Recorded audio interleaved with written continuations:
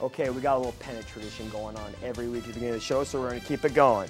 We beat Penn State. We beat Michigan. We beat Wisconsin. We beat Michigan State. We beat Indiana. We got the Wildcats this weekend. This is Incompetent Sports Talk.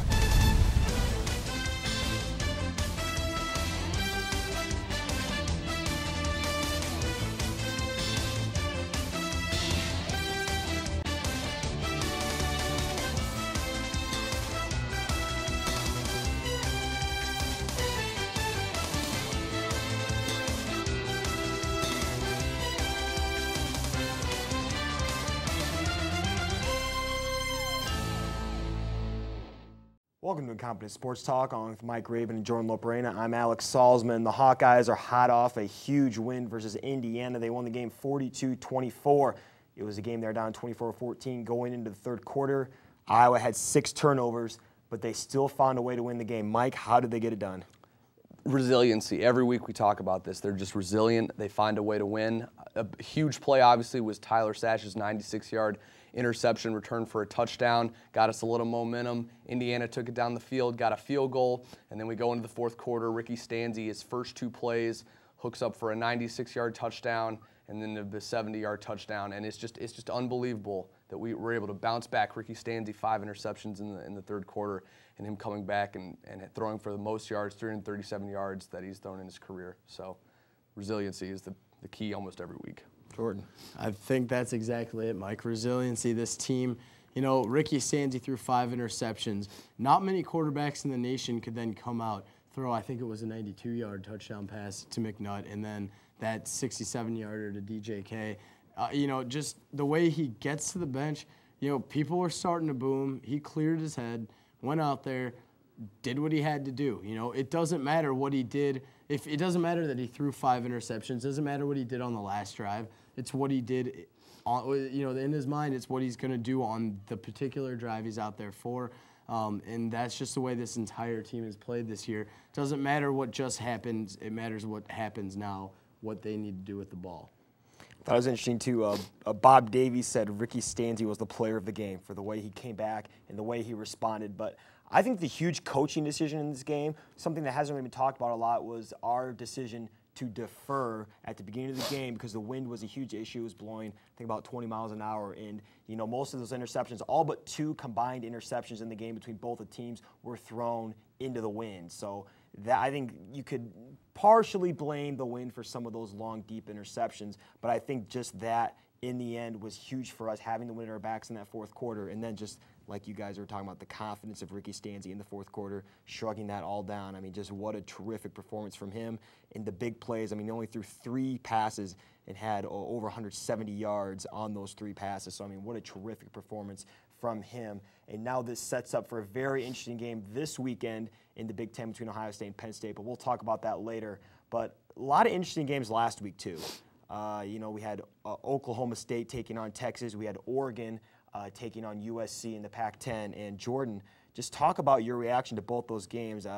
You know, we both picked Oklahoma State to win, and you know it didn't really happen so pretty over in Stillwater. Yeah, I know, and I did pick Oregon to win, so at least I went 1 for 2.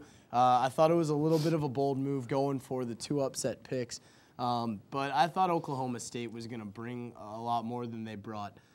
Just a very disappointing performance from them. You know, I think their defense this year is maybe, I don't know what the numbers are like, but it seems like it's been a little better than it has been in past years. But they performed worse against Texas than they have in past years. And, you know, it just seemed like, I don't know. I don't know if it was that big of a factor that they don't have Des Bryant. I guess right now you'd have to say that's what's keeping them from being an elite team because they lost an elite player in him.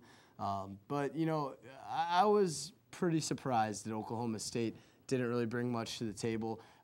And I wasn't really surprised that Oregon came out with all they had against USC. I think what was more surprising was USC just could not answer anything that Oregon was doing. And that's what led to, you know, not just a loss, but a blowout and an embarrassing in-conference loss for USC. Oregon just had everything going for them, and they never looked back once they got the lead.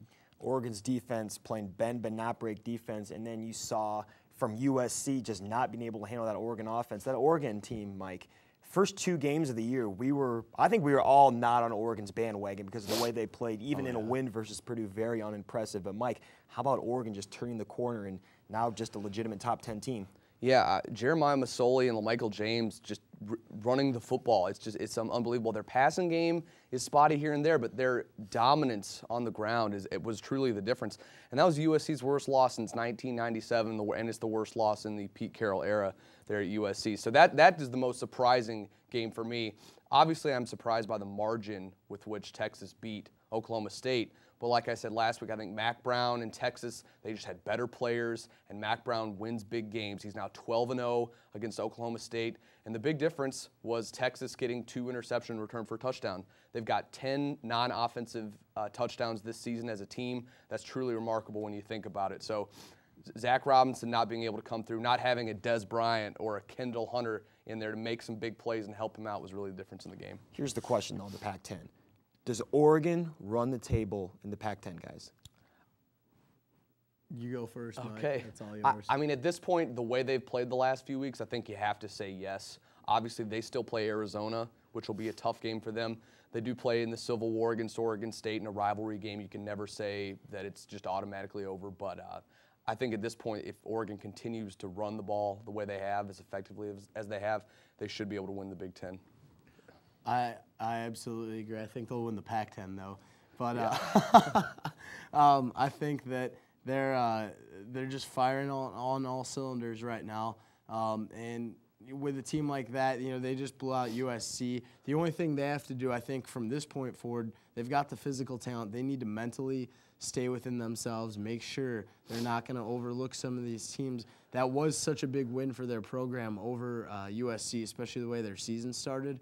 Now they can't regress. They have to keep it up at that level. They can't look down on the rest of the opponents they're playing just because, you know, oh, we blew out USC. Doesn't mean they can just go take the field and blow out Arizona. They're going to have to stay mentally tough as a team, mentally focused if they want to win this Pac-10.